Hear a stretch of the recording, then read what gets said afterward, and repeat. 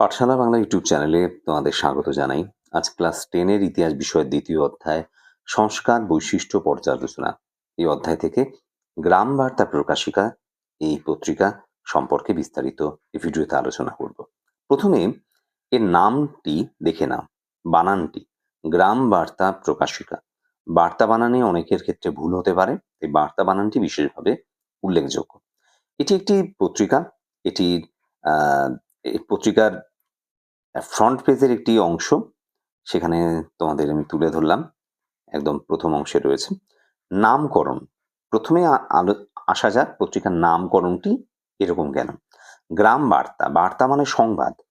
গ্রামের অর্থাৎ মূলত গ্রাম কেন্দ্রিক, শহর কেন্দ্রিক কিন্তু নয় এই পত্রিকাটি।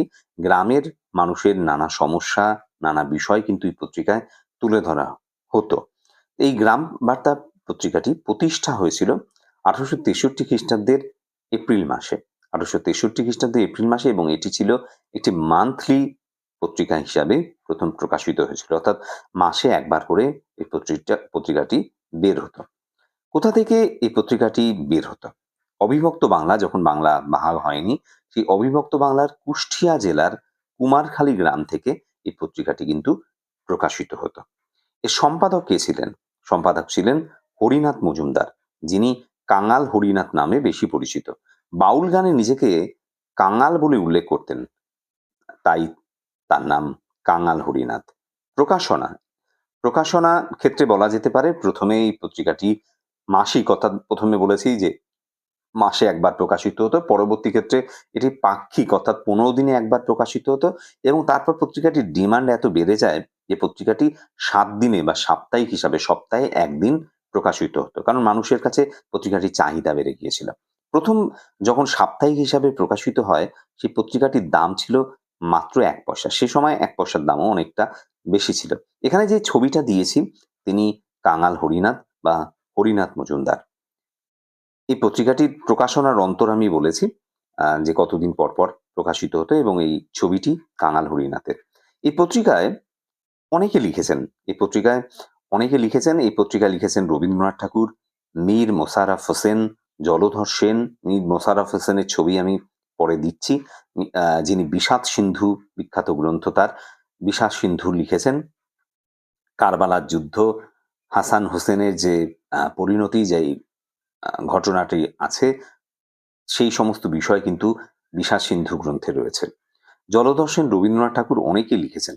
এই যে পত্রিকাটি প্রকাশিত হয়েছিল, এই পত্রিকাটি প্রকাশের পেছনে প্রকাশকের কোন ভাবনা বা কোন প্রেরণা কাজ করেছে সেটা আমাদের জানতে হবে। কাঙাল হরিনাথ বা হরিনাথ মজুমদার নীলকুঠিতে অনেকদিন কাজ করেছিলেন। সেই সময়ে নীল চাষীদের ওপর নীলকর সাহেবদের যে শোষণ এবং অত্যাচার, তা তিনি দেখেছেন, প্রত্যক্ষ করেছেন, এবং সেই সমস্ত কথা গ্রাম বার্তা প্রকাশিকা এই সংবাদপত্রে প্রকাশ করার কথা তিনি ভেবেছেন। পাশাপাশি সাহিত্য এবং সাংবাদিকতার ক্ষেত্রে সংবাদ প্রভাকরের যে সম্পাদক ঈশ্বর গুপ্ত, তার দ্বারা তিনি প্রভাবিত হয়েছিলেন, এবং এই প্রভাব তার এই লেখার মধ্যে ফুটে উঠেছে।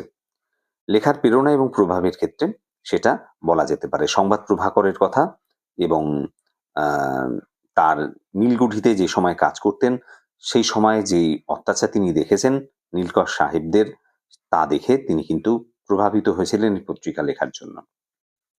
কোন কোন বিষয়ে লেখা হতো? এই পত্রিকায় কি কি বিষয় লেখা হতো? ইংরেজ সরকার এবং তার সহযোগী জমিদার এবং মহাজনরা যেভাবে মহাজনদের যেরকম শোষণ হতো, পাশাপাশি যে পুলিশি অত্যাচার হতো, সেই অত্যাচারের কথাই পত্রিকায় তিনি লিখতেন। পুলিশের শোষণে বাংলার মানুষের যে দুর্বিষহ অবস্থা হয়েছিল, কোনো প্রতিকার তারা পেত না। সেই সময় এই সমস্ত কিছু কিন্তু তিনি লিখতেন এই পত্রিকায়। 1873 খ্রিস্টাব্দে সিরাজগঞ্জে প্রজা বিদ্রোহ হয়েছিল। 1876 খ্রিস্টাব্দে দুর্ভিক্ষ হয়েছিল। সেই সমস্ত নানা বিবরণ তিনি লিখে গেছেন তার এই পত্রিকায়। জমিদারদের বিরুদ্ধে লিখতেন বলে অত্যাচারী জমিদারের অত্যাচারের শিকার হয়েছিলেন তিনি। লালন ফকির একবার নাকি তাকে জমিদারের অত্যাচারের হাত থেকে বাঁচিয়েছিলেন। পাশাপাশি এই পত্রিকায় তিনি সাহিত্য, দর্শন, বিজ্ঞান, বিপ্লবীদের নানা শপথ, বিপ্লবীদের নানা বীরত্ব গাথা এই সম্পর্কে লিখতেন। কাঙাল হরিনাথ যিনি ছিলেন, তিনি যে লেখালেখি করতেন, সেই অর্থে তার কিন্তু কোনো প্রথাগত শিক্ষা ছিল না। তিনি তেমনভাবে কোনো জায়গায় পড়াশোনা করেননি। লালন ফকিরের গান লালন ফকিরের গান কিন্তু তার এই পত্রিকায় প্রকাশিত হয়েছিল। পাশাপাশি যে বলেছি রবীন্দ্রনাথ ঠাকুর লিখেছেন এই পত্রিকায়। আর বিষাদ সিন্ধুর লেখক আ মীর মোশাররফ হোসেন, এছাড়া জলধর সেন প্রমুখ লিখেছেন। কাঙাল হরিনাথ যে জায়গায় তার কর্মভূমি, অর্থাৎ এই যে তিনি যেখানে জন্মেছেন কুষ্টিয়া জেলায়, এই জায়গায় কিন্তু লালন ফকিরেরও কর্মভূমি। লালন ফকিরের সঙ্গে কাঙাল হরিনাথের অনেক দেখা হয়েছে। লালন ফকির এবং কাঙাল হরিনাথ মূলত তারা একই স্থানের আ ব্যক্তি, একই স্থানের ব্যক্তি সেটা বলা যেতে পারে। লালন ফকিরের সঙ্গে কাঙাল হরিনাথের কিন্তু বেশ যোগাযোগ ছিল। কাঙাল হরিনাথ কিছু গ্রন্থ লিখেছেন। যেমন বিজয় বসন্ত, চারুচরিত্র, কবিতা কৌমুদী ইত্যাদি। শেষে দেখা যায় যে কাঙাল হরিনাথ টাকার অভাবে তার এই পত্রিকাটি বন্ধ করে দিয়েছেন। মাত্র ২২ বছর চলার পর টাকার অভাবে এই পত্রিকাটি বন্ধ হয়ে যায়। বিভিন্ন মানুষের আর্থিক সহায়তায় এই পত্রিকাটি কিছুদিন চালু ছিল, কিন্তু তারপর বন্ধ হয়ে গেছে এই পত্রিকাটি। তিনি বন্ধ করে দিতে বাধ্য হয়েছেন। বন্ধ করার পরে তিনি ধর্ম সাধনায় যোগ দিয়েছিলেন। ১৮৮০ সালে বাউল সঙ্গীতের দল কাঙাল ফকিরের চাঁদের দল নামে একটি দল তিনি গঠন করেন। একটি বিখ্যাত গান রয়েছে, হরি দিন তো গেল সন্ধ্যা হলো পার করো আমারে। তার লেখা কিন্তু একটি বিখ্যাত গান, কাঙাল হরিনাথের লেখা বিখ্যাত গান। এই গানটি কিন্তু পথের পাঁচালী সিনেমাটি যারা দেখেছো তারা কিন্তু এই গানটি এই সিনেমায় প্রয়োগ করা হয়েছিল বা সিনেমায় আছে, এই গানটিকে ব্যবহার করা হয়েছে। এই ছিল আমাদের গ্রাম বার্তা প্রকাশিকার আলোচনা। ভালো লাগলে ভিডিওতে অবশ্যই লাইক করে দিও, বন্ধুদের মধ্যে শেয়ার করে দিও, আর কমেন্টে লিখে জানিও কি ধরনের ভিডিও তোমরা দেখতে চাইছো। শেষ পর্যন্ত ভিডিওটা দেখার জন্য অসংখ্য ধন্যবাদ।